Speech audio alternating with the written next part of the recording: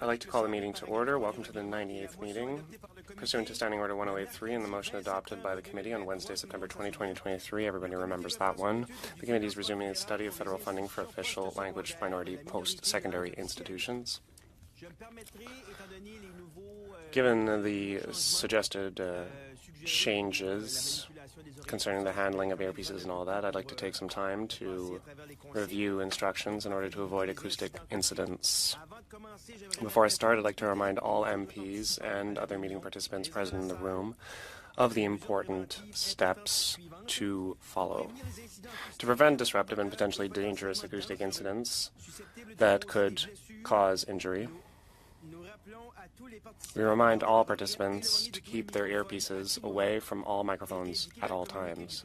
As indicated in the Speaker's communique to all MPs on Monday, April 29, the following measures have been taken to help prevent acoustic incidents.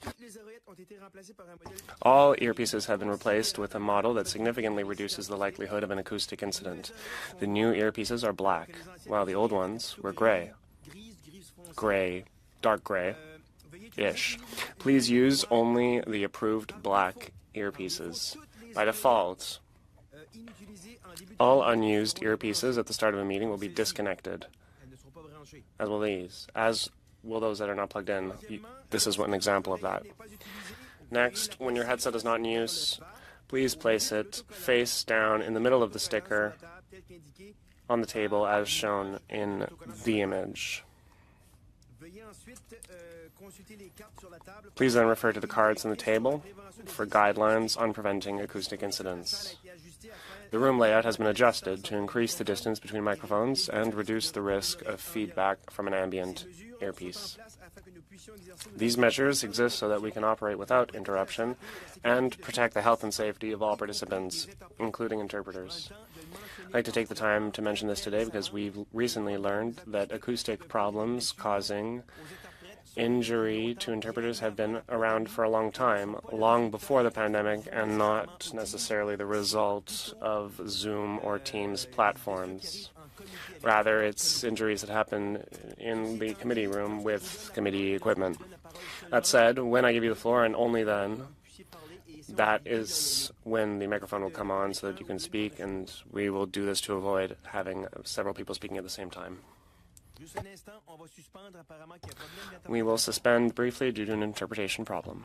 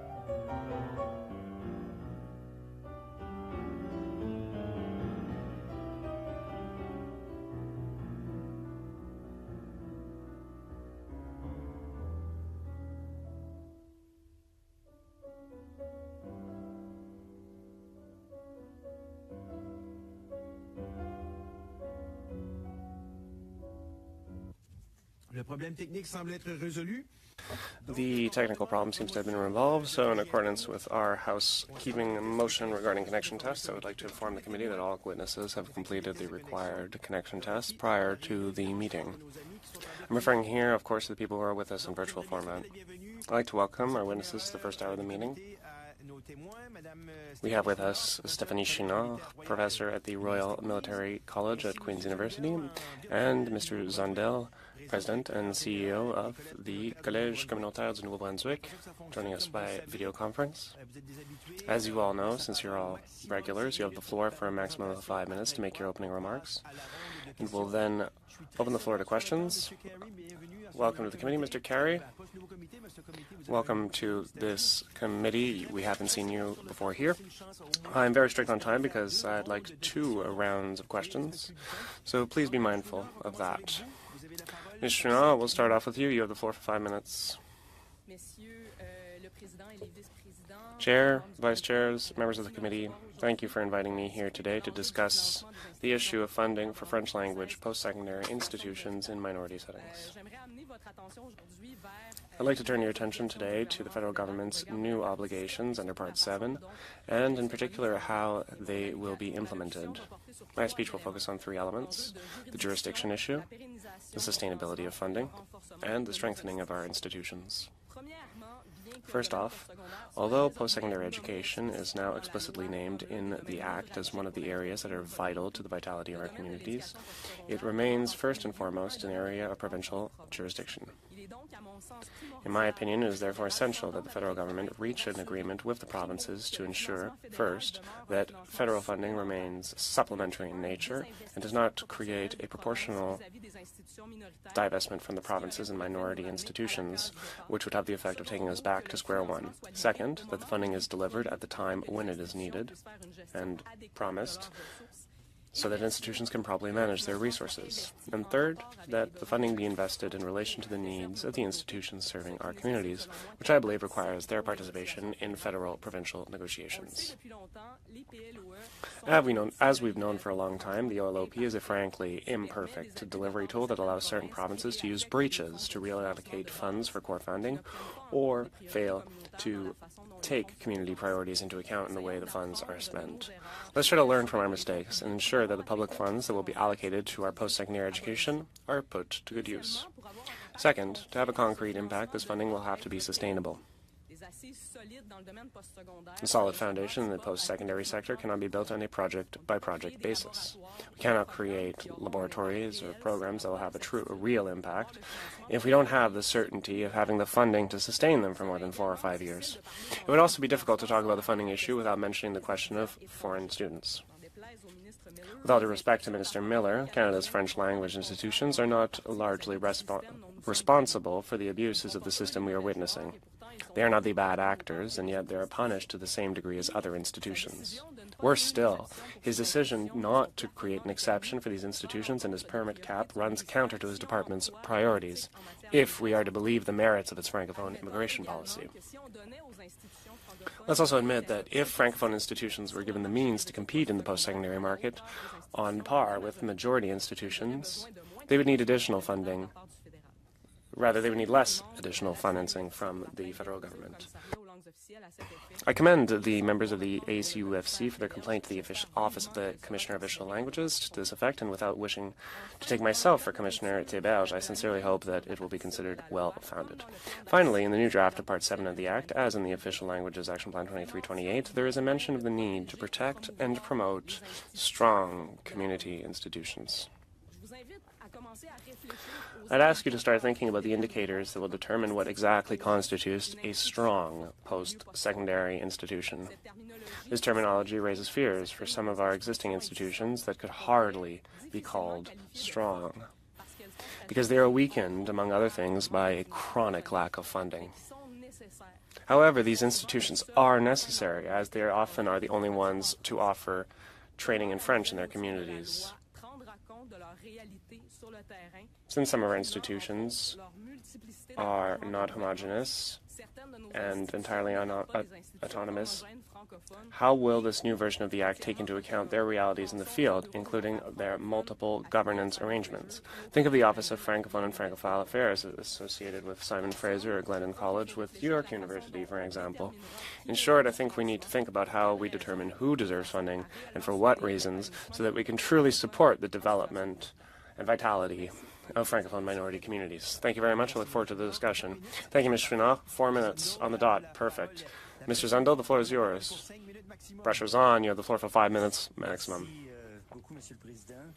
Well, thank you, Mr. Chairman, and members of Parliament for the opportunity to appear to you before you today on behalf of the New Brunswick Community College regarding federal funding for official language minorities post-secondary institutions. Our NBCC has nearly many ranges, 90 programs, and we will welcome 2,324 students this year. By cultivating an inclusive and diverse environment, NBCC contributes significantly to the economic, social, and cultural development of the province of New Brunswick. As you are no doubt aware, the delay in signing a new funding agreement means that we are on hold for the details of our funding from the OLEP, Official Languages Education Program. For example, our core funding agreement fell through in March 23, and since that time, we've been notified of an extension twice. As a result, we have no information on the funding which we will receive for this agreement, which should have been renewed in 23, or on the disbursement and distribution of funds identified in the OLSP for post-secondary institutions. These special funds are of crucial importance to our institution. In particular, they enable us to carry out a major modernization of our internal systems, as well as a major transformation of our programs of study and the provision of services to support the recruitment and retention of our student population. Thanks to these funds, we've undertaken a major transformation of our curricula towards a competency-based approach. In addition to raising the skill profile of our grads, this approach allows us a greater flexibility in program delivery, for example, by offering micro-certificates that interlock to form a complete certification in the same discipline, or to run several cohorts of students for the same program simultaneously. Ultimately, this allows us to better respond to employers' needs by enabling our students to maintain their corporate employment throughout their studies and to deliver a greater number of graduates per year ready to enter and be absorbed by the market quickly. Students also benefit from being better able to combine their training with their ability to work at the same time. Our college offers training on on several campuses in New Brunswick, and the delivery of these college programs in rural areas poses specific challenges. Economies of scale cannot be achieved in the rural as well as in the urban areas. Costs are fixed. Revenues are unpredictable. It all depends on how many students we attract. The funding formula as it currently exists,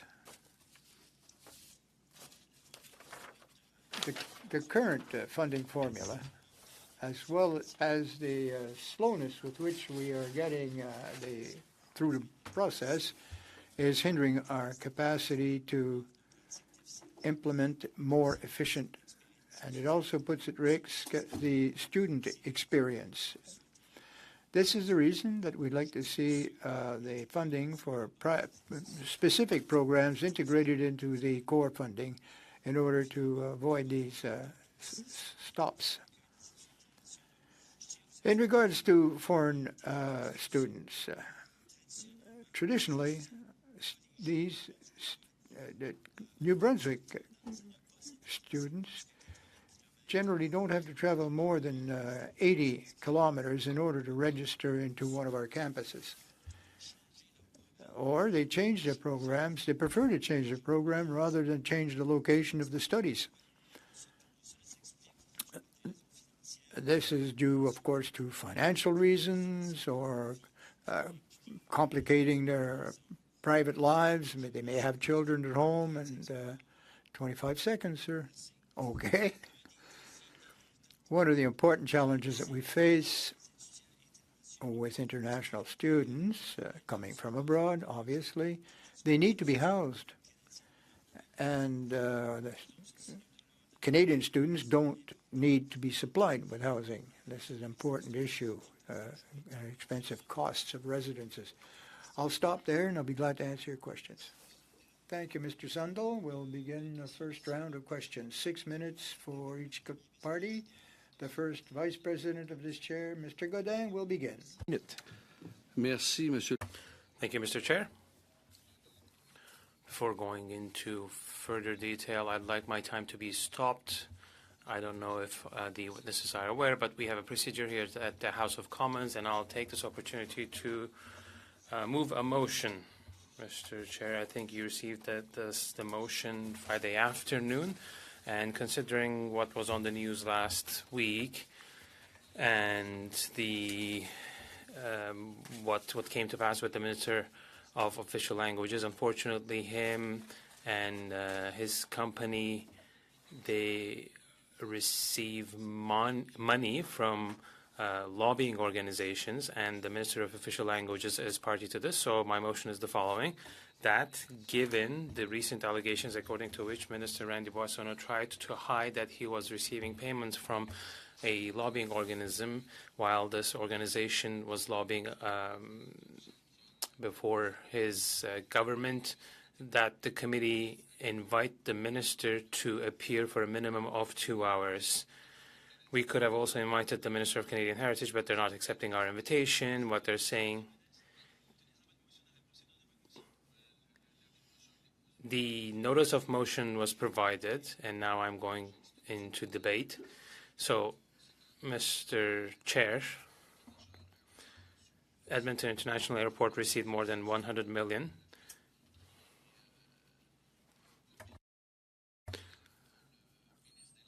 And that followed interventions by the company where the minister is implicated. So I think, Mr. Chair, we need to have the minister here so that we can ask our questions to the minister. Just a second, Mr. Godin. Before your point of order, there's something that's buzzing into our microphones. Please turn off your phones.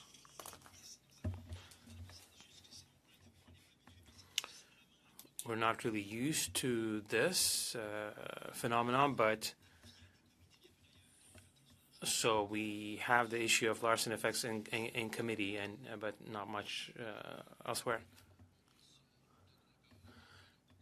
Can you give the floor to someone else as I was going through that?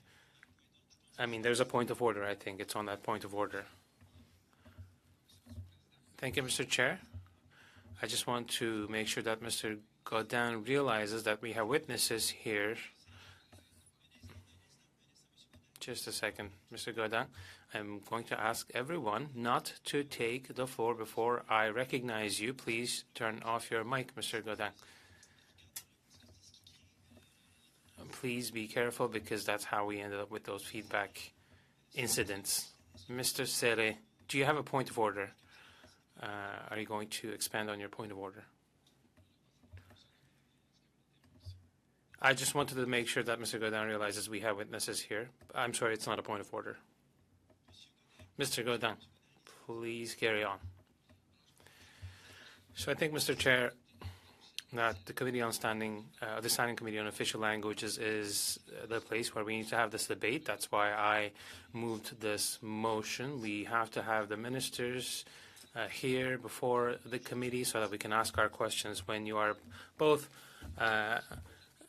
judge and a stakeholder, as it were, but he's giving away money through some mechanism, but he's the minister in charge of official languages, so I think people should know about this. I would like to hear from our colleagues whether they are also interested to get to the bottom of this. Mr. Duran, please go ahead.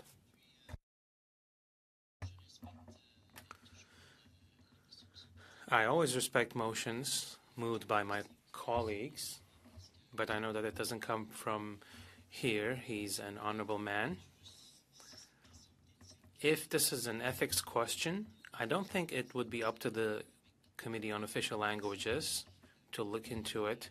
If it has to do with a contract, then it might have to do something within the department in charge of official languages, but an MP, a minister, or a lobbyist, they cannot receive contingency funds. It's completely illegal. I think that my colleague knows this because it was in 2016 under that the change had been introduced.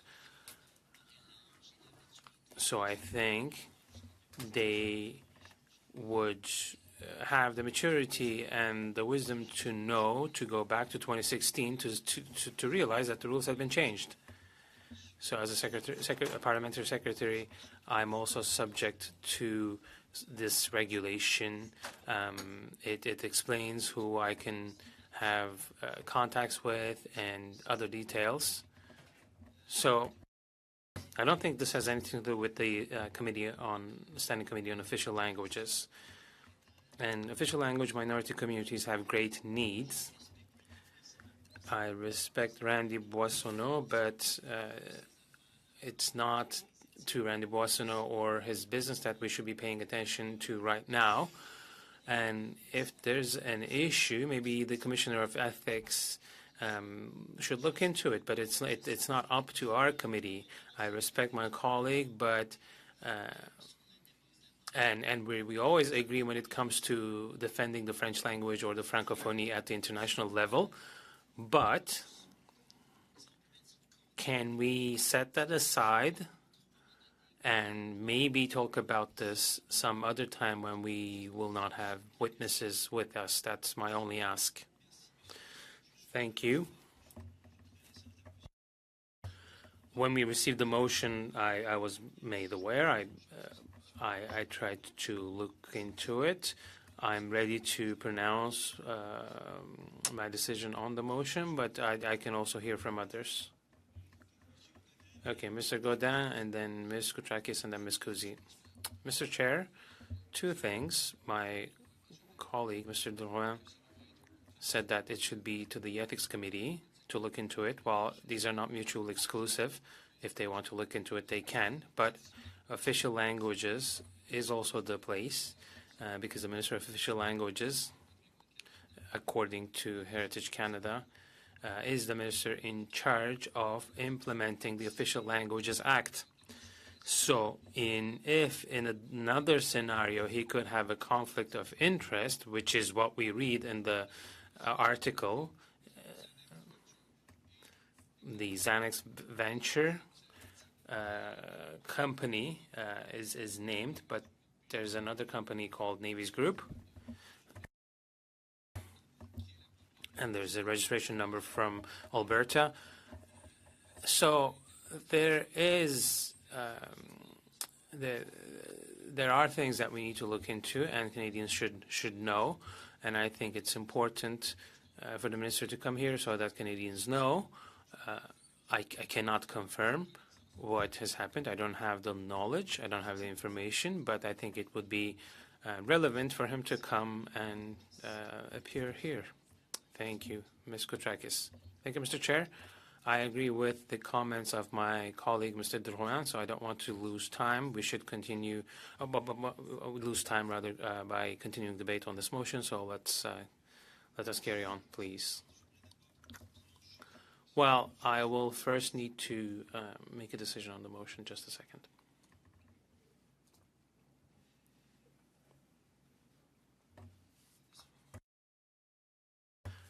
Okay, we're just going to give the floor to those who put their hands up. Go ahead, Ms. Kuzi. Thank you, Mr. Chair. I do understand comments made by Mr. Drouin, but the fact remains that he's still our minister, so he has to assume his responsibilities.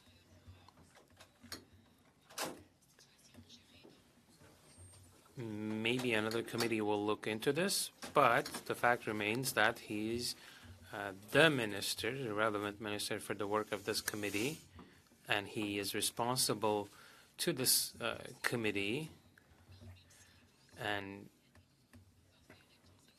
maybe he will face the consequences before another committee. Maybe this could be looked into by another committee, but he is still our minister for this committee here, so he should appear and assume his responsibility. It is important for me that the minister accepts his responsibility, and he should come, spend some time with us here before the committee. Thank you very much, Mr. Chair. Thank you. Well, we are talking about ethics related allegations.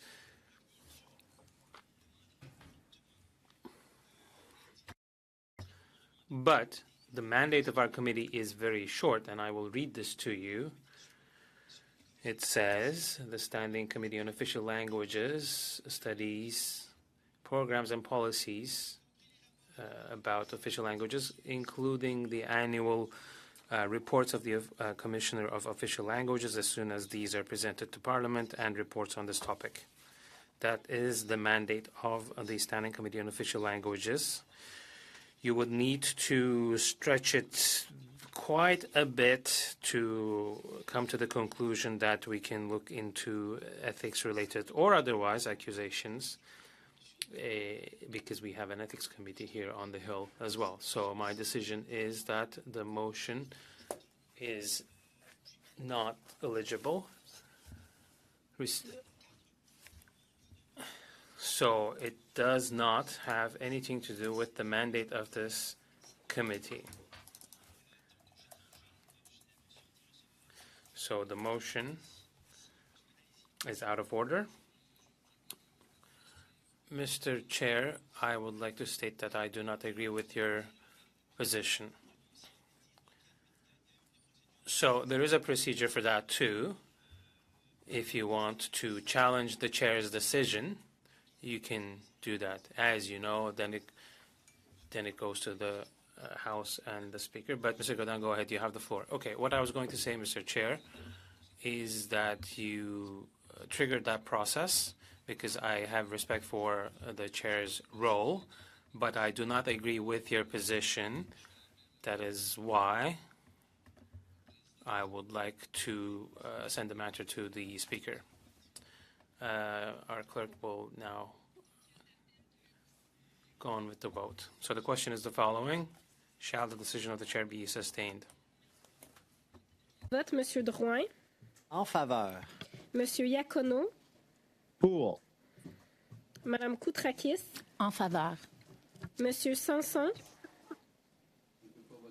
Il peut voter avec le pouce. Monsieur Sanson, votre vote.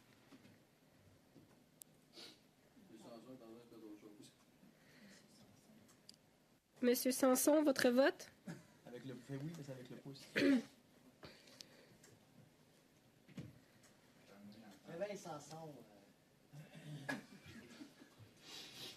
Monsieur Sanson, est-ce que vous nous entendez, monsieur? Mr. Sanson, can you hear us? Yes? Go ahead, our clerk. En faveur.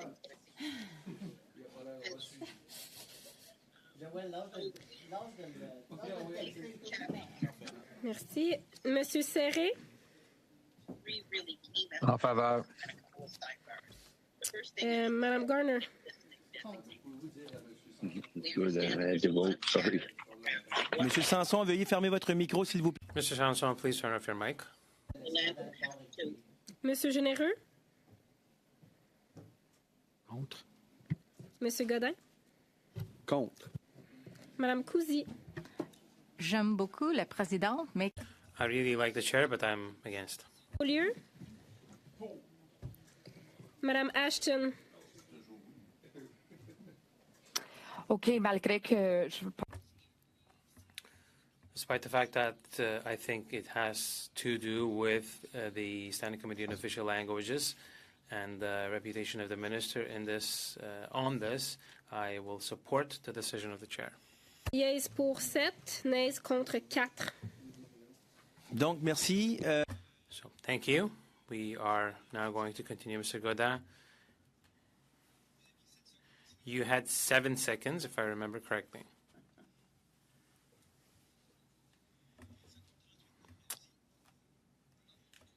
I will wait for my mic to turn on. Thank you, Mr. Chair, for having respected the procedure here at the House of Commons. Ms. Chouinard, apologies for the procedure, but it's a tool that we have. And as parliamentarians, we make use of all of our tools. My question will be for you, Ms. Chouinard. You referred to indicators in your opening remarks. And can you please define these indicators and what impact do these have on the evaluation that follows? Thank you very much for the question. It's a question that I hope parliamentarians will look into. As you know, Part 7 of the new version of the Act, and we've just started the implementation of it. In that procedure, it is essential that we determine what we will take into account to determine what constitutes a strong institution, because right now, under Part 7, it says that the strong institutions of the community will be supported and promoted. But there might be some reverse logic here, because a lot of the institutions in our communities rely on proximity reports, as explained by Mr. Zondel, and sometimes they are the only ones to offer post-secondary education in French, and these are not necessarily strong institutions. So how are we going to define and determine what is a strong institution if you follow the logic of the Act so that these can receive federal funding? Mr. Godin, we'll stop the clock. We have 28 minutes to the vote. Do we have unanimous consent to keep going until 1 minute before the vote, because we can all vote electronically? Is that okay? Is that okay? Do we have unanimous consent to go until 1 minute before the vote? For those who want to go vote in person, we need to give them the opportunity. Ms. Koutrakis is to your right, seems to want to do just that. Okay, 20 minutes then. So 5 minutes before the vote, I will let you know, and then we will stop. You used almost 2 minutes of your time. Thank you, Mr. Chair. Ms. Chouinard, do you have definitions for these indicators? You've identified the issue, but can you provide to us as lawmakers some potential solutions for these definitions so that they are effective and efficient definitions? One of the first things I would recommend to look into is what do the proximity communities think about that, and the institutions that are there, or we would like them to be there, what do they think? For instance, the University of Sudbury is having a hard time breaking through. So what do these communities need on the ground, and the institutions that are already there, what do they need, or what might they need to be able to respond to the needs on the ground? La question des institutions. So the issue of these institutions have to be strengthened. We can't do it on the backs of the community, and if we don't fund the institutions, we're not meeting the community's needs. Well, you also indicated in your preliminary remarks that we should ensure that the provinces and territories actually invest the money to its purpose. There's a lot of jurisdictional issues to be involved here, of course. It's a shared jurisdiction, in fact. I know that you're here on behalf as an individual today, but you have a lot of experience, and we appreciate that.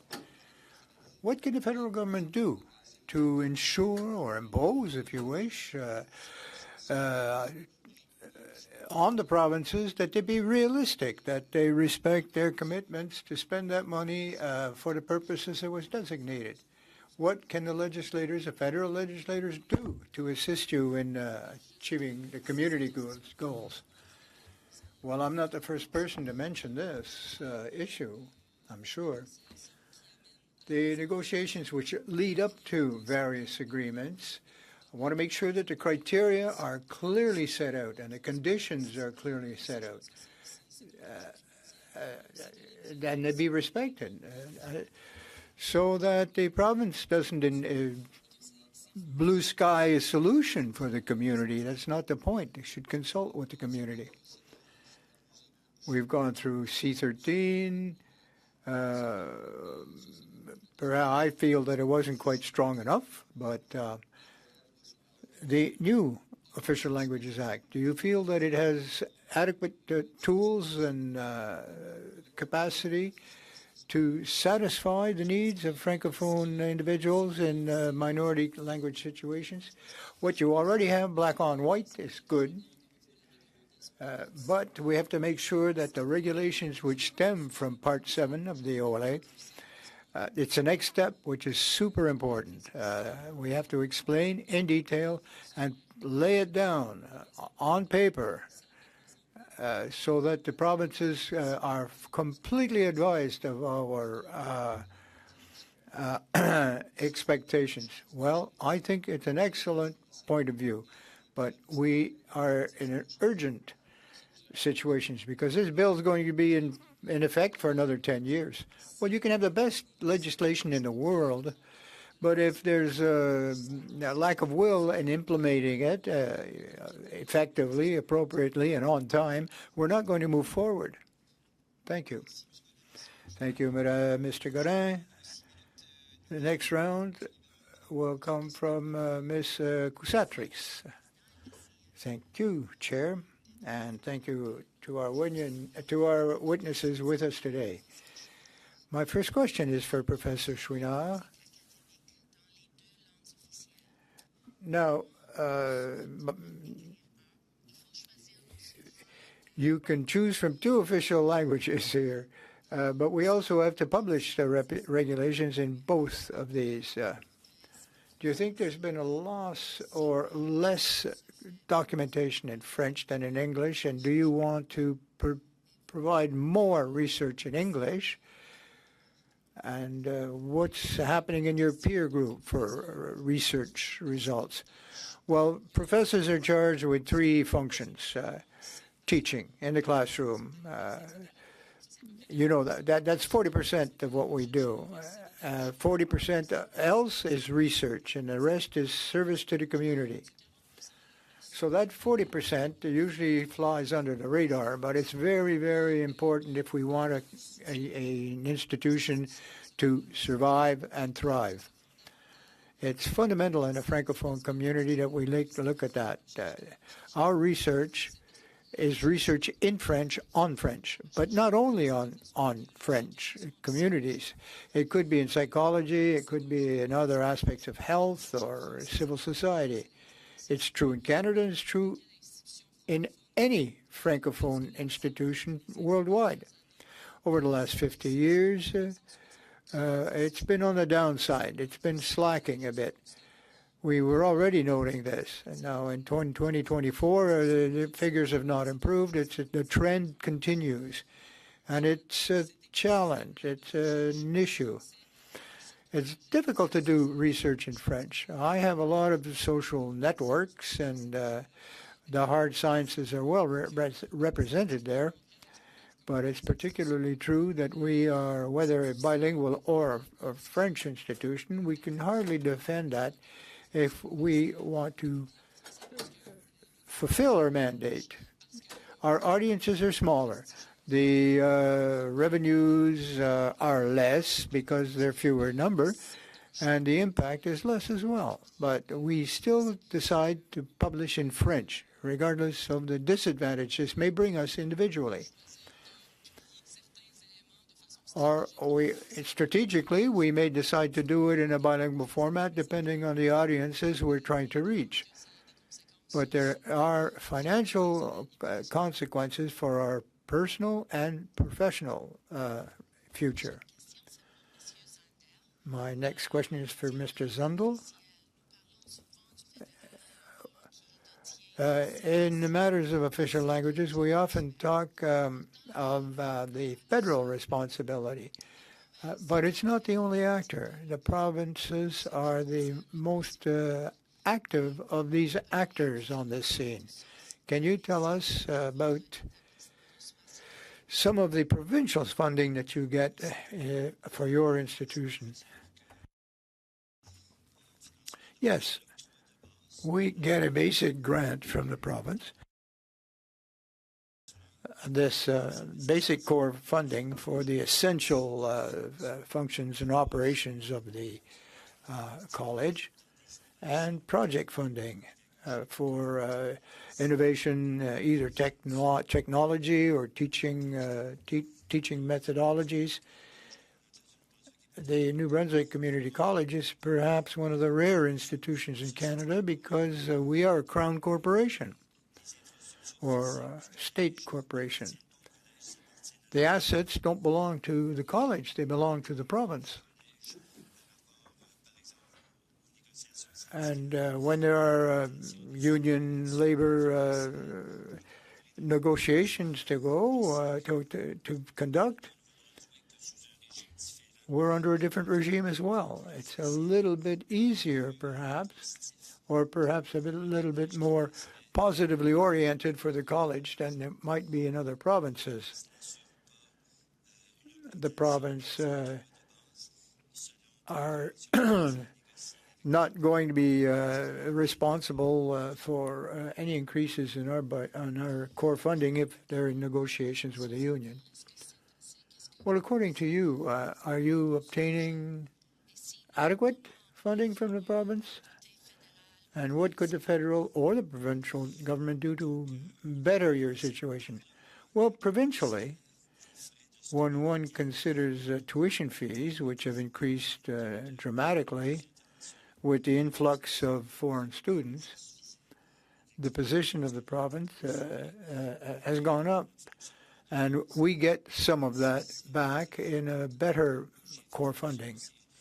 Now, I alluded, as Ms. Chouinard had done, Professor Chouinard, rather, we have to get away from a model where it's episodic or not exactly long-term. We need sustainable long-term funding. And in the current context, recruitment of the teaching staff or project staff is much more difficult, and it's also more difficult to attract people if the project is only financed for 1 year. If it was a long-term, multi-year funding, we could have a much easier time of it to recruit our teaching professionals. One of the problems we've encountered. Well, I'm sorry, I can see the bell is ringing. I want to ensure that everybody gets in on the first round. The BQ, second vice chair, Mr. Beaulieu, you have the floor. Thank you, and thank you to our guests. Madame Chouinard, in 2021, you appeared and you defended post-secondary education, that education was in crisis. Do you feel that there's been an evolution towards a form of improvement, or do you think it continues to deteriorate? Well, I believe that the situation has deteriorated because there was a crisis, as you know, at Laurentian University, and because the Ford government in Ontario didn't want to finance a Francophone institution. Now, what we hear at the water cooler, of course, is what you just heard from my colleague.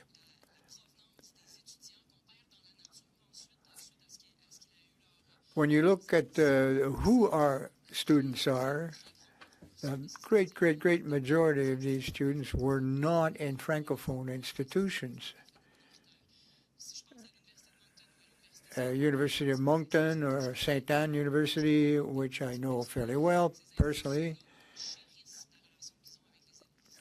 they're enriching their relationships with foreign students. And these are people that we want to succeed. These are not simply there to be lost to us. The Minister of Education should not make any exemption for institutions that have much more difficult time to recruit and attract students and staff. Well, in order to improve your capture, if you will, of foreign students in your Francophone institutions, that would be a desirable effect. Yes, of course, under the new Part 7 and through the minister's authorities, he could create an exemption before putting a cap on student visas. It takes us twice the time and trouble to get the same number, seat bums in the seat of our classrooms here, because,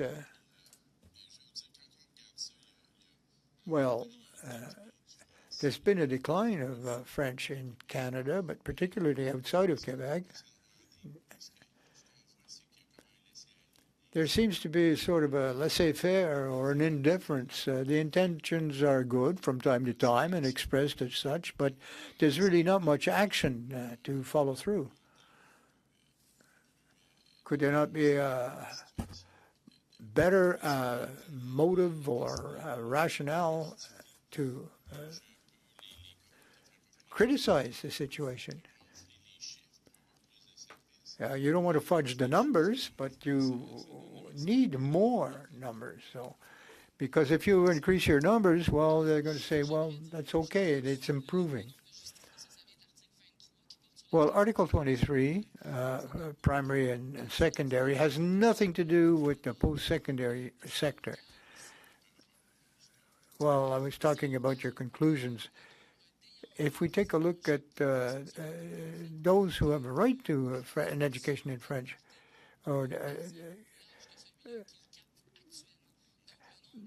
the pool, the demographics is there, but we don't capture half of what we should. So the challenge is to compete with the majority language institutions for these same students. Their tuition fees have been frozen since 2019. Our institutions are suffering from this because all PS education institutions are looking to foreign students to make up the difference. And as you know, many of them come from Africa. They're half and half Francophone, and we don't have access to the same safety line, if you will, safety net. You spoke of the debacle that happened at Laurentian, and it was pointed out that this might be a weakness behind a bilingual institution structurally. You spoke of Sudbury, but those universities by and for Francophones outside of Quebec, that doesn't seem to have stayed on the rails all that solidly. What do you say to that? Well, if we say by and for, Laurentian doesn't really respond. It's not a French institution, it's a bilingual institution. And when it came time to making real cuts by necessity, rather than looking for a bit of equity to preserve and conserve Francophone programming, because it is the minority group, the fundamental programs for the survival of that community, no, they cut across the board, regardless of language. And we lost 100 professors, Francophones, that were lost to us, a number of programs. 2/3 of the programs in Laurentian were cut. Well, we're going to NDP, Ms. Ashton, which will bring us to 5 minutes prior to our vote. So we'll give you 6 minutes, Ms. Ashton. Thank you, and welcome to our witnesses. I'd like to ask my first question of Mr. Zundel. I believe you're representing the only college for post-secondary institution funding, and it's very important for us today.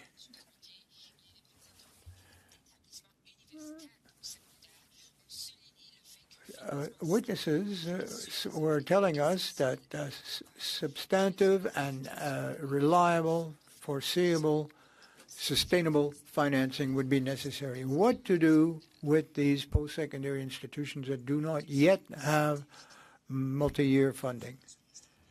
Well, it's absolutely essential that any post-secondary institution have sustainable, predictable funding in order to hire quality instructors.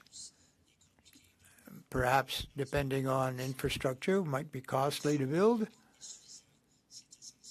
It's absolutely essential.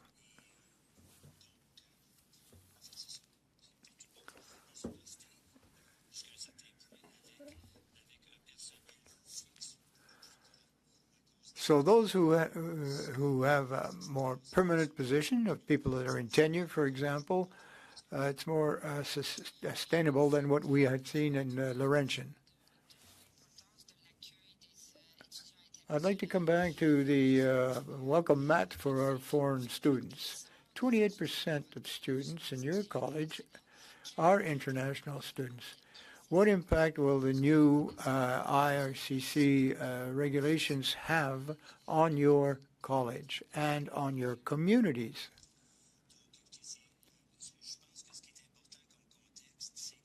Well, a bit of context. Over the next 10 years, these positions will come from overseas. International students are the main vehicle, which is the best built to attract them.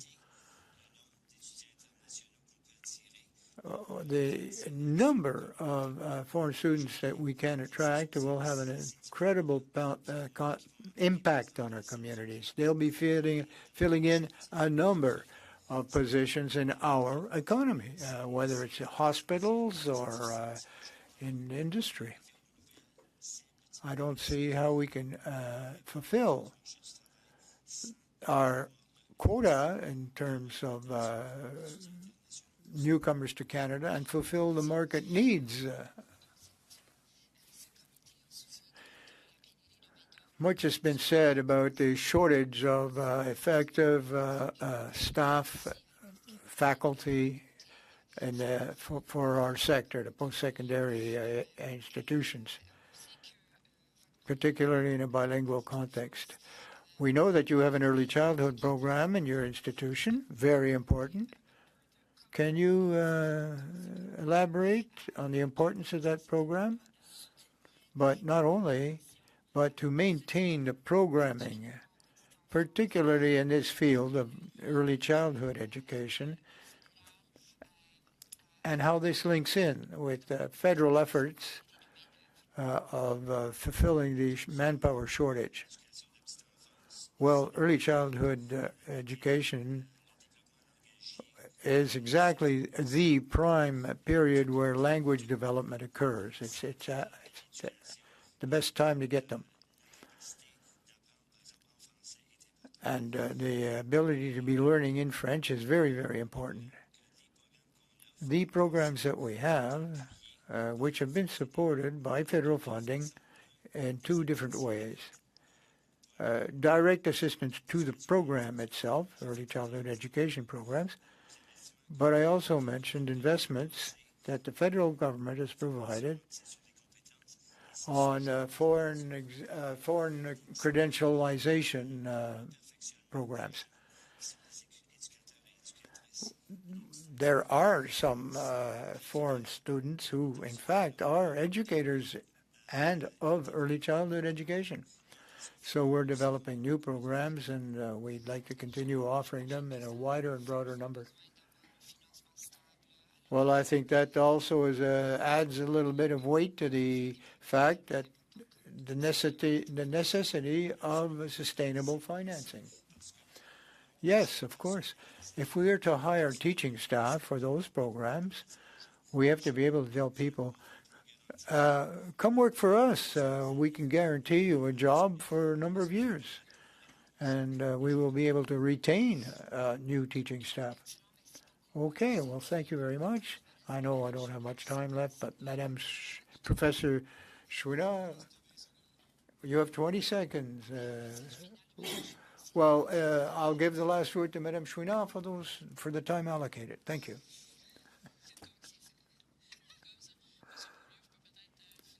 Mr. Beaulieu, perhaps I can continue by completing my answer on your question.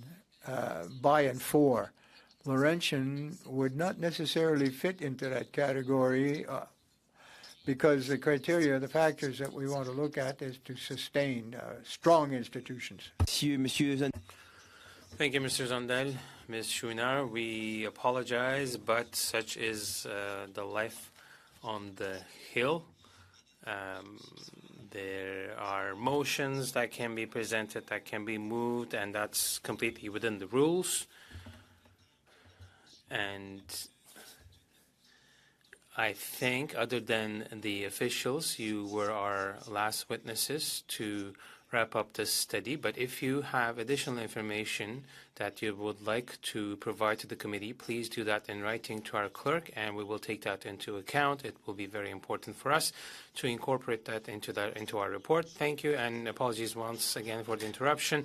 We're going to suspend, go vote, and then come back for the second panel. Thank you.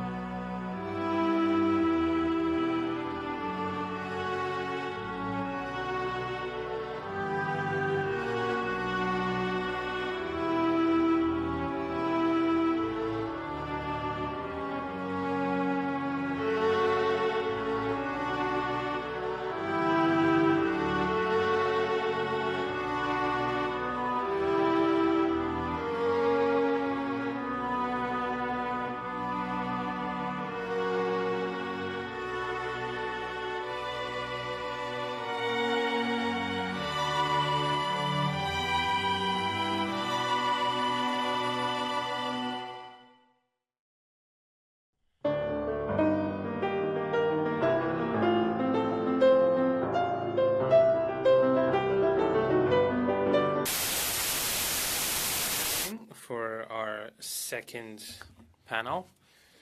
I would like to welcome our guests, our witnesses, and apologies for the delay. There was a vote, so these are the ups and downs of the life on the Hill. We have Mr. Frédéric Lacroix, who is an independent researcher, and Mr. Nicolas Bourdon, who represents Regroupement pour le Cégep Français. Just some reminders on the tech front. So everyone who's either on the screen or here in the room, please do not take the floor before I have recognized you, and do not turn on your mics. That causes feedbacks which can hurt our interpreters. Just a reminder to each and every one of you. Mr. Lacroix, Mr. Bourdon, you're going to have 5 minutes each, maximum. After your opening remarks, we will have questions and answers from all of the political parties. I will be very strict with the timing so that everyone gets their questions in. Mr. Lacroix, you have the floor for up to 5 minutes. Please go ahead. Hello, can you hear me? Yes. Okay, great. I sent my PowerPoint to you, but I was told that I cannot share it with you. I hope you'll be able to follow it. My name is Frédéric Lacroix. I am the author of a book named Why Bill 101 is a Failure. I'm going to talk about the overfunding of English universities in Quebec, which is a direct reason for the decline of French in Quebec. So I think it is undeniable that French is declining in Quebec. When you look at Statistics Canada data, when you look at the language spoken at home, we have seen a 3.9% decline in terms of the population, percentage of the population speaking French at home. When you look at English, it's the opposite. In the same period, English has been on the upwards trend, and there's been a 0.5% increase in terms of language spoken at home. Same applies to language of work. French is declining in Quebec, and the same applies to all language indicators.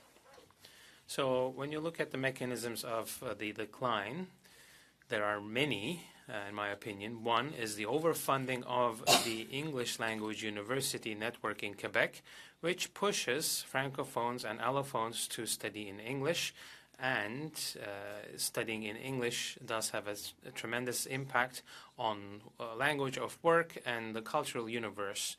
So hence the decline of French. It's not the only reason, but one of the reasons of the decline of French. I looked into this concept developed by the sociologist Raymond Breton in 1964 in my work as well. And francophones are a minority, of course, in Canada, including in Quebec. Ms. Chouinard also referred to this, I believe, and Statistics Canada has proven that the language of teaching in Quebec has a significant impact on working in English. 6.6% is the likelihood of impact.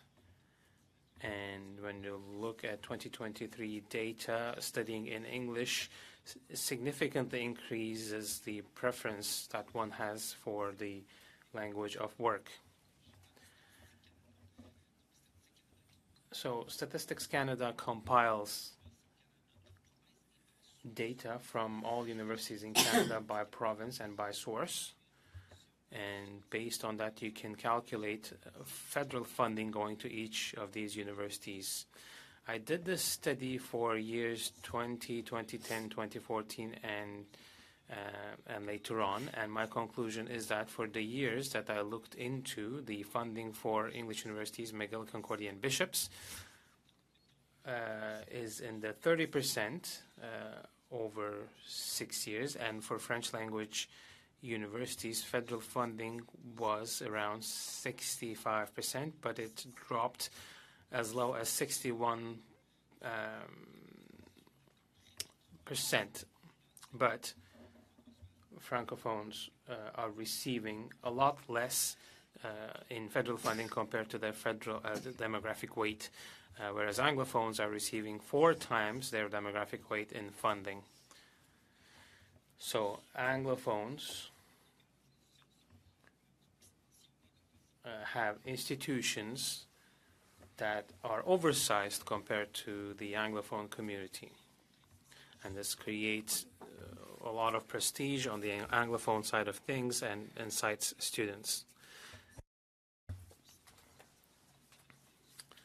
And English language universities in Quebec receive 3 times the number of students compared to their demographic weight. And this despite the fact that the Anglophone community represents around 10% of the population only.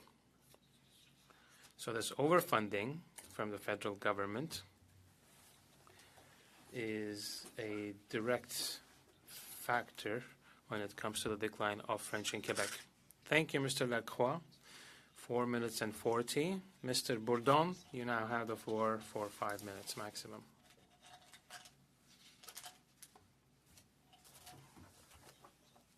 We cannot hear you, Mr. Bourdon. I think you're on mute. I'll reset the clock.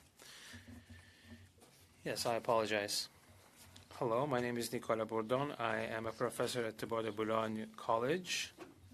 I hope I will be able to complete my speech within the 5-minute limit.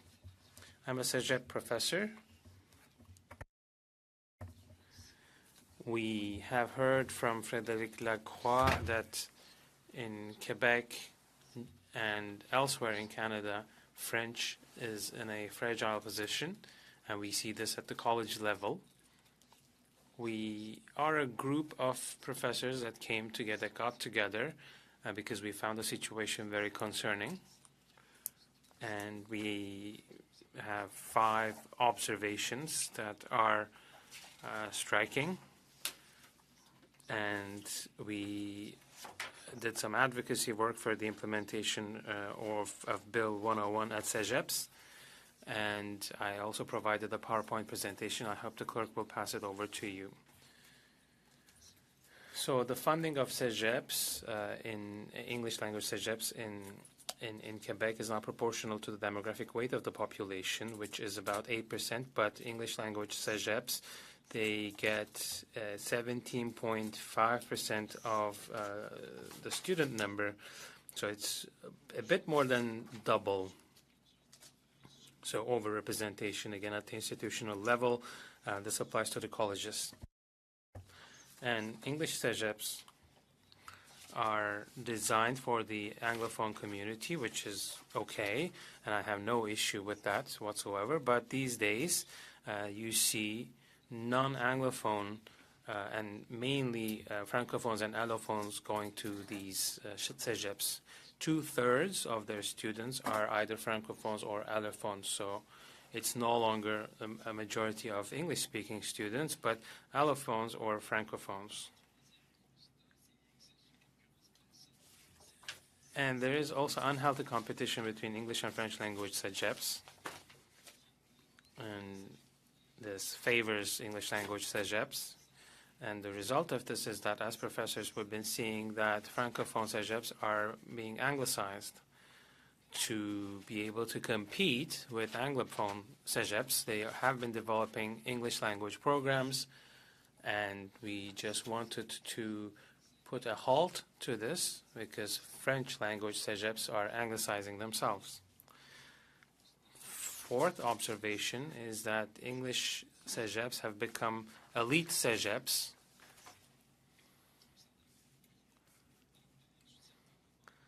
and they are being preferred by higher performing students more and more. Just to give you an example that is striking, the Dawson College in Montreal, about 30% of the students they receive are among the top performing students. And the English language Cégep network significantly contributes to the anglicization of the population in Quebec in general, and especially in and around Montreal.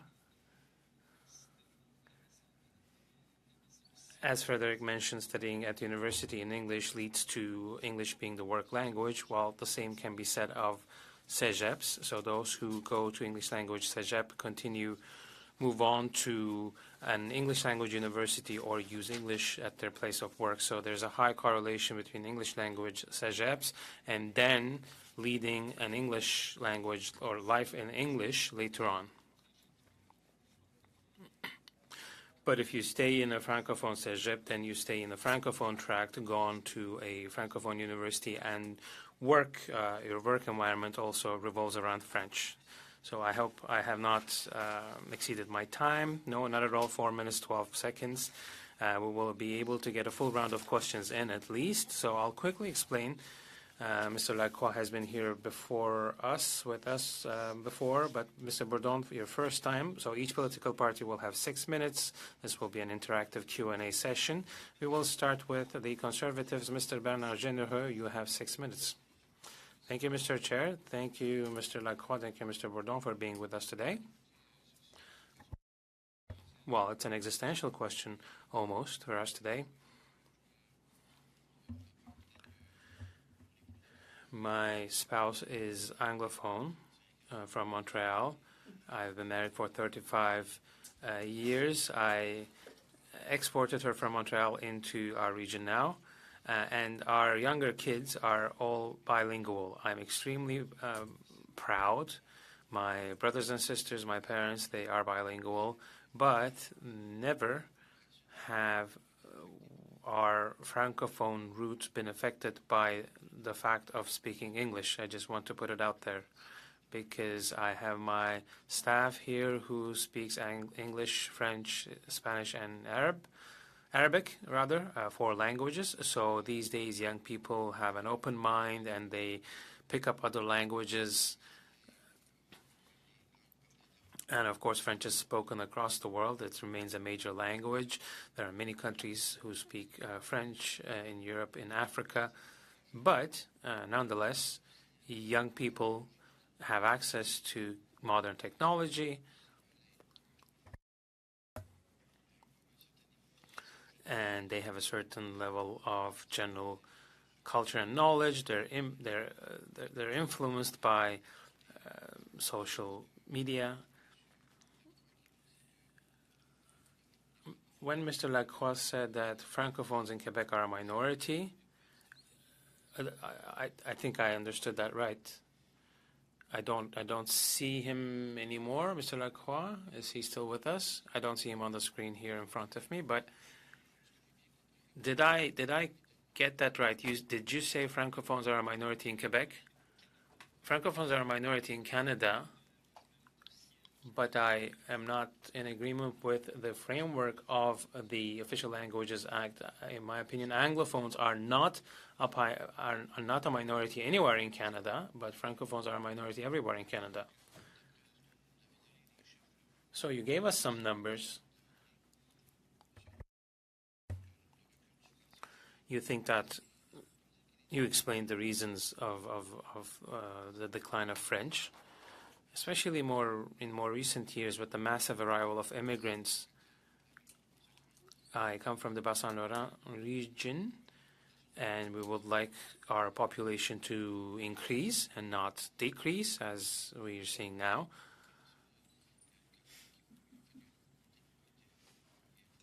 And there will be a new county to the north of Montreal soon. So all of this has a lot of impacts. We are not getting immigrants to some of these regions. It would be easier to francisize them in our French language CEGEPs in our different regions. In the regions, CEGEPs are not very anglicized. Maybe in Sherbrooke that's the case, but elsewhere it isn't. But I just given you many elements. I will now let you respond. I don't know if you have a specific question. I did not get a specific question, but English language institutions and the weight of English in Quebec is causing, in part, the decline of French. We have seen a a reduction in bilingualism because some of these people end up not speaking French anymore. Learning more and more languages isn't really what we're seeing. It is subtractive bilingualism, if you will, and the language that's being removed from the equation is French. And the impact of education institutions is great in that it's not just in Montreal, it's the entire region, and French is being removed from the equation more and more. So the overfunding from the federal government to McGill, Concordia, and Bishop is leading and contributing to the decline of French in Quebec, and it is helping prop up English even more. That was my point. Mr. Bourdon? Well, I agree with Frédéric more or less. You made a comment on the situation, but we have to see things clearly. And when you have English, another language, but English in our case, when it's deemed to be superior and more attractive, then it constitutes danger for the other language, French in this case. So English becomes the language to master. So that is a problem. That is why our group took some initiatives. We went and spoke to many CEGEPs, and we had 41 CEGEPs who voted for the implementation, for the application of Bill 101 at the college level, because English becomes the attractive language. Okay, so the recent changes that we've seen in Quebec, especially with regard to higher education and the overfunding of certain Anglophone universities, or rather the reduction of the funding, what did you think about those steps?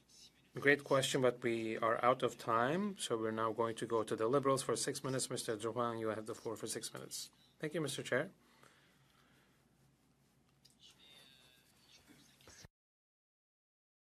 So my question is the following, Mr. Lacroix or Mr. Bourdon.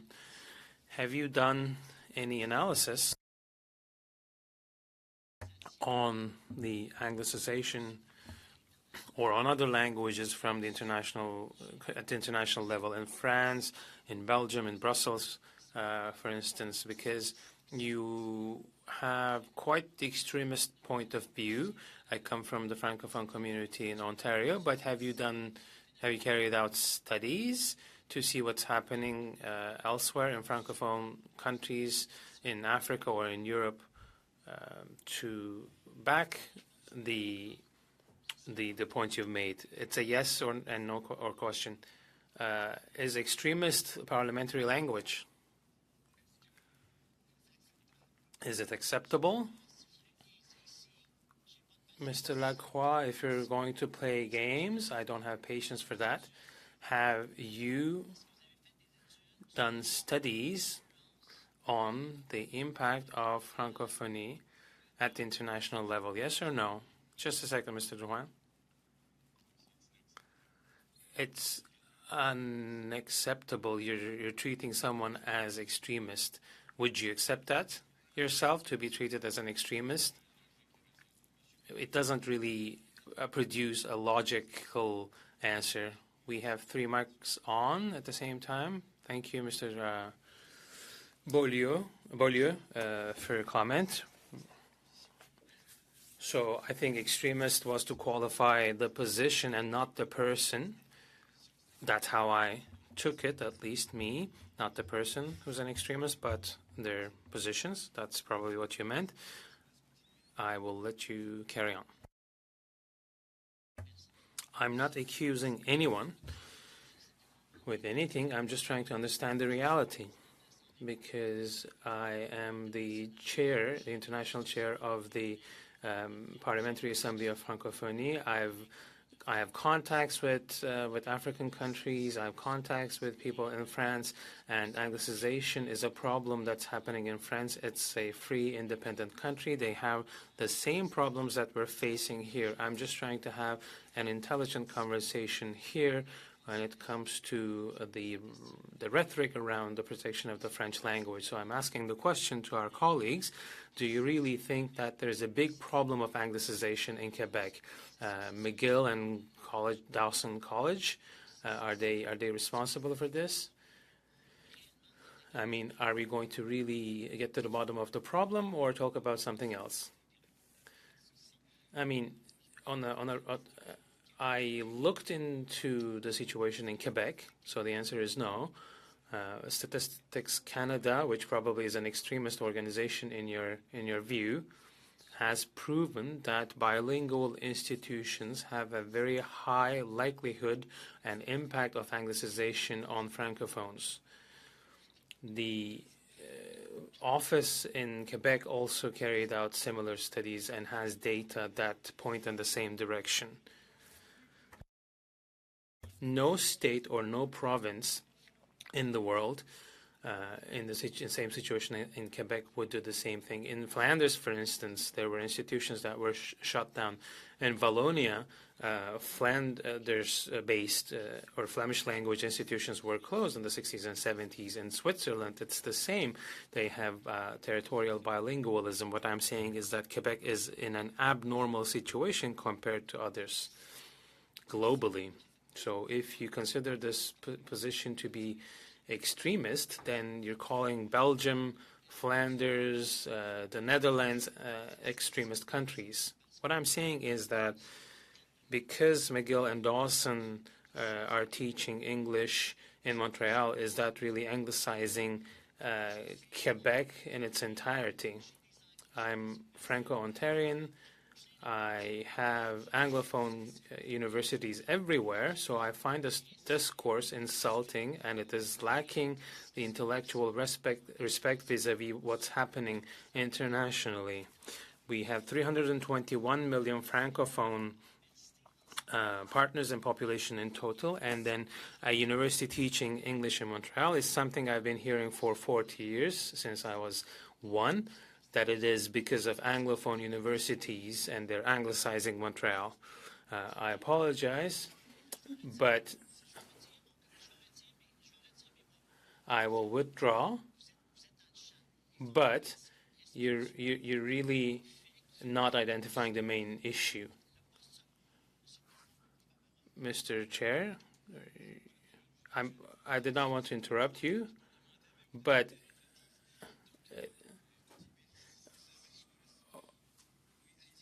okay, carry on. Just a second, Mr. Lacroix, Mr. Bourdon. He's intimidating the witnesses. Well, it doesn't really happen that often at the Committee of Official Languages that it gets this heated.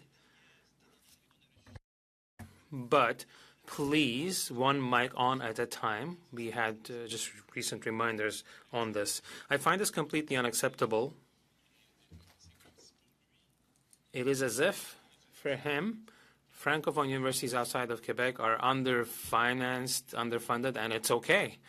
And Anglophone universities in Quebec are overfunded. Just a second, Mr. Beaulieu. S'il vous plaît, un instant. Allez-y avec le point d'ordre. C'est ça, c'est que je trouve monter le ton, traiter les invités de... Well, to tell people that they're full of it, and you know, that's witness bashing. We should. If you want equitable funding, you know, we are painted as extremists. Where they're looking for equitable funding. On that particular point, well, as a committee on official languages, we can't really accept this tone of presentation here. You're totally entitled to be of contrary opinion, but we are in a committee, the Committee of Official Languages. Two witnesses have come up forward, and Member Drouin must withdraw his comments. Well, I will sustain both the points of order. Monsieur Drouin, I hope that you will withdraw those comments. It's very unusual to hear you speak on that tone, but you have a few seconds left, so carry on. Well, I'm an ardent defender, a Francophone Ontarian who has defended the language charter in Quebec. So, Mr.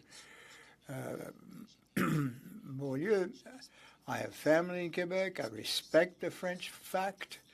We live in a minority position throughout North America, everywhere else in Canada. But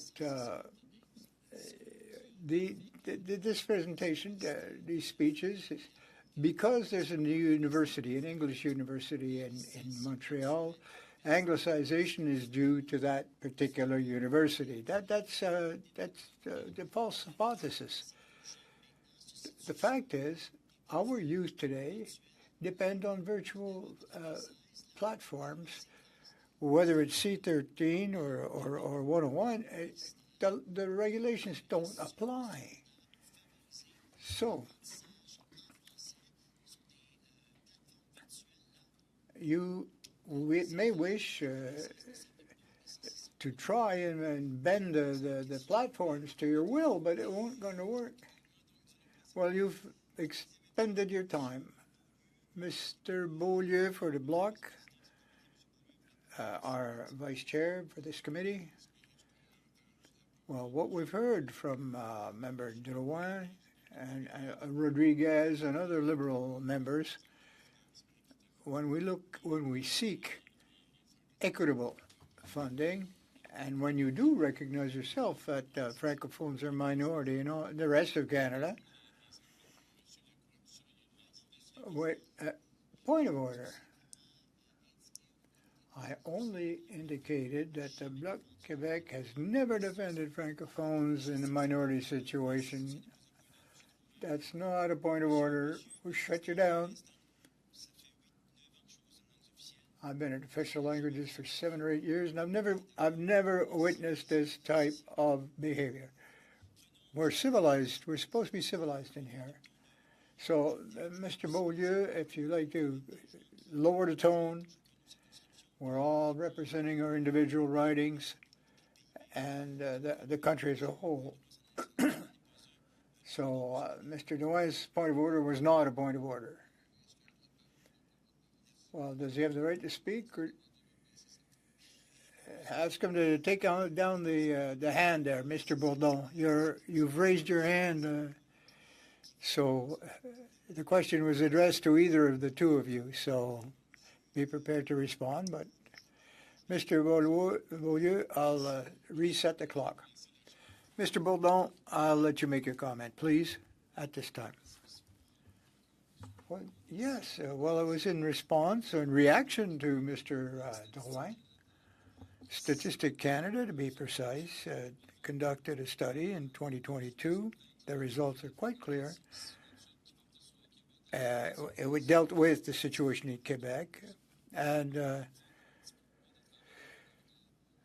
they have a 12% chance of working as a language of work in English if they go to an English cégep, even if they're Francophone.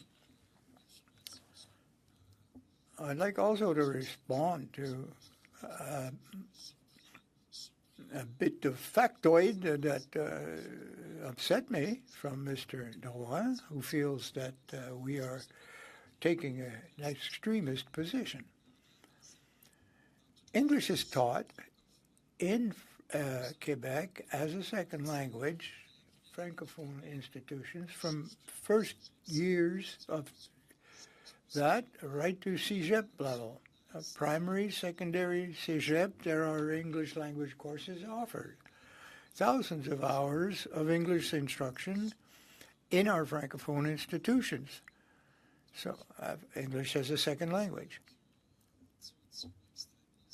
But to accuse us of extremism is false. And I'd like to bring some historic arguments here to the committee.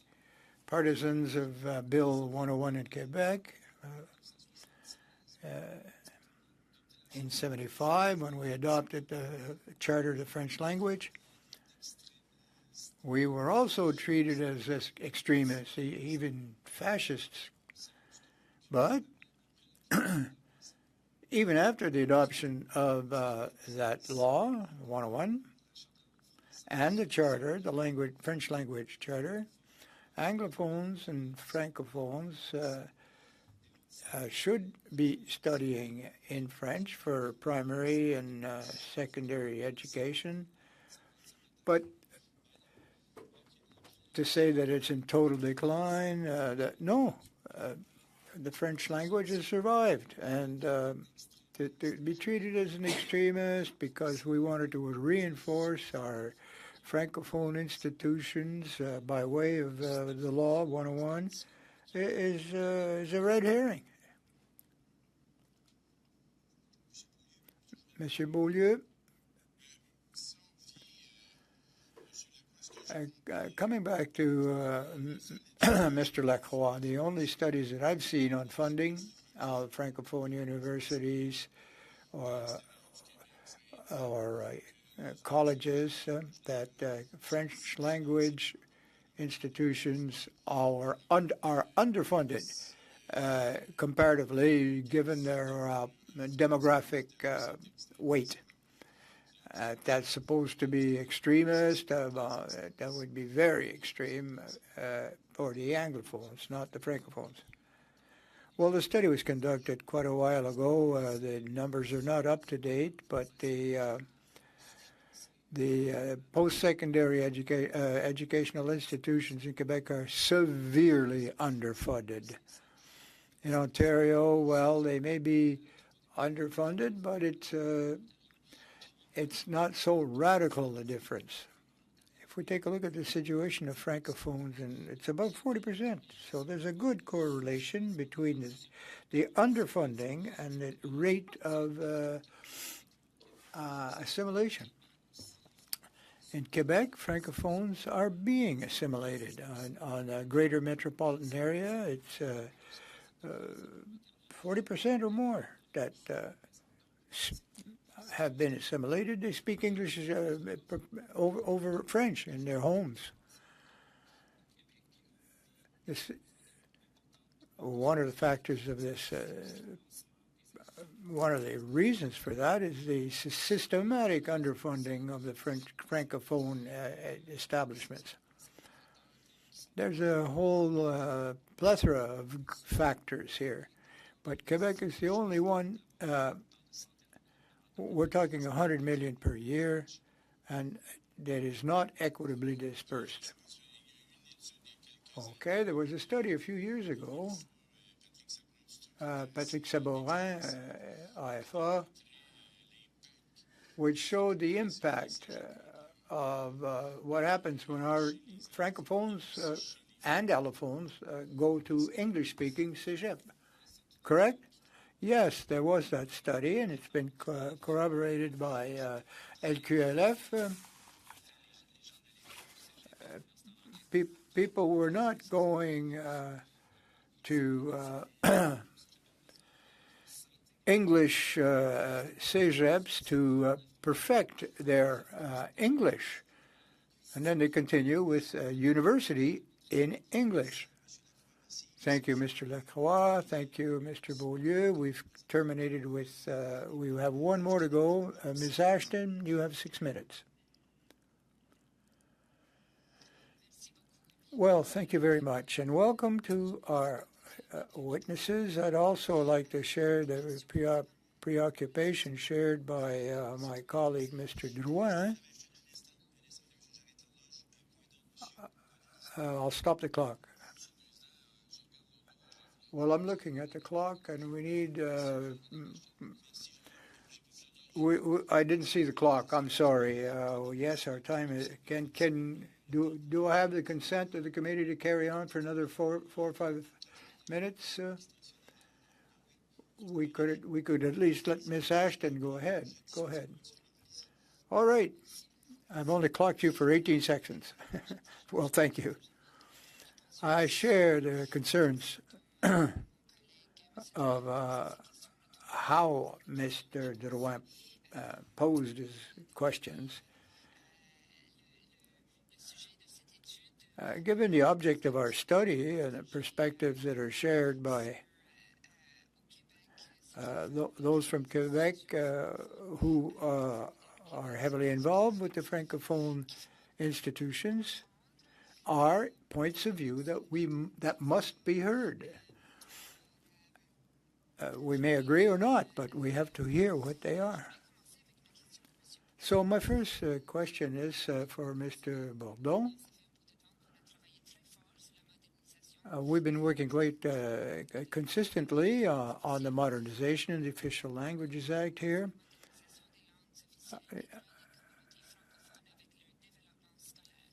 How do you think that this change to the new Official Languages Act would help the development for your Francophone institutions? Well, insofar as Quebec is concerned, what Frédéric and I are trying to express, I think our message is fundamentally the same. The relations between Anglophone cégeps and Francophone, well, the Anglophone behavior goes against the continued successful Francisization of Quebec. In their 80% of the money that is sent to Quebec, a lot of that is being used for the Anglophone institutions. You're reinforcing those establishments, and Frederick and I are trying to illustrate how this behavior is quite negative for Francophone in Quebec. It's a very asymmetric funding.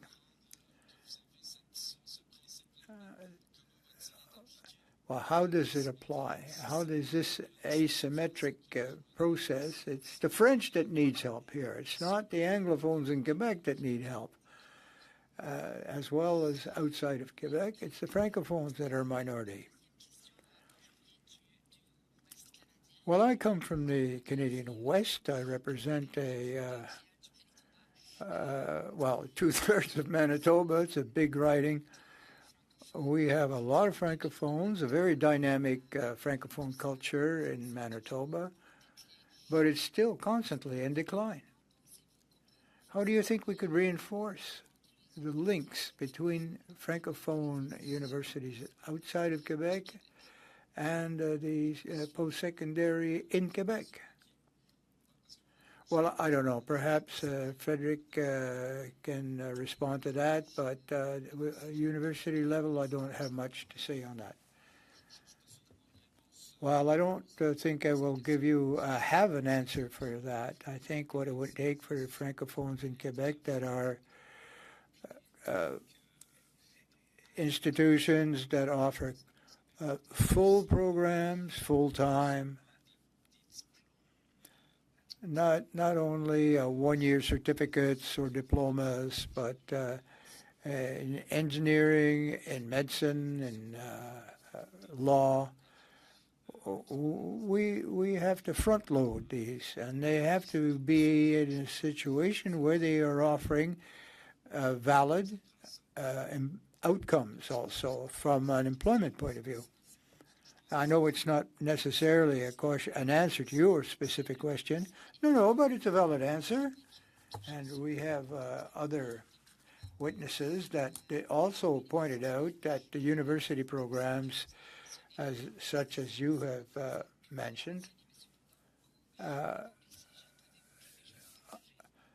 Bourdon? Well, I'd echo what Frederick had said. In Canada, outside of Quebec, universities provide certain programming in French, but not all of them. And some of these institutions are quite fragile. In Ontario, there were severe cuts by the Ford government. For Quebec, for the Canada outside of Quebec, universities and colleges must obtain adequate and sufficient funding in specific disciplines considered elite: law, medicine, engineering. Well, thank you very much. Much has been said about the study where the important role of international students in our Francophone institutions. How could CEGEP and Francophone universities take a leadership vis-a-vis to encourage Francophone? Well, I'm afraid that you've gone way past your time, but let's leave the question with Mr. Lacroix is familiar, Mr. Bourdon. We lost a lot of time because of the vote. You were there, you were in waiting. If you can write to us, put in writing, anything else that you might have said had you had the time. We would love to have that, please. You send that to the clerk of the committee. It will be integrated in for our consideration. And as the chair, I will take advantage of my position to ask a question of either of the last two witnesses for the benefit. 35% of federal and so 65% goes to Francophone institutions in Quebec. That part that comes from the language programs, official languages. Others come from scientific and technology sources. It would be very good to get a breakdown of how that occurs, because we want to support Anglophone and Francophone institutions. I don't know if you understood my question.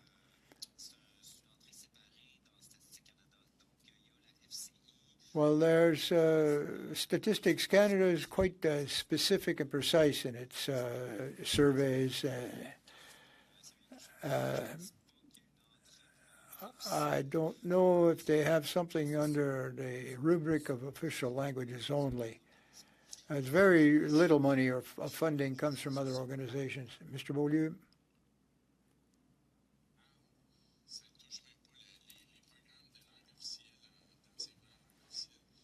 Well, that's not only official languages. Well, do we get that? You're not being a witness here. You're being a witness here, Mr. Beaulieu. But we had agreed to allow Ms. Ashton to complete. If you have any extra information, please do so. It would be very welcome by the committee. This being said, we thank our witnesses and we adjourn the meeting.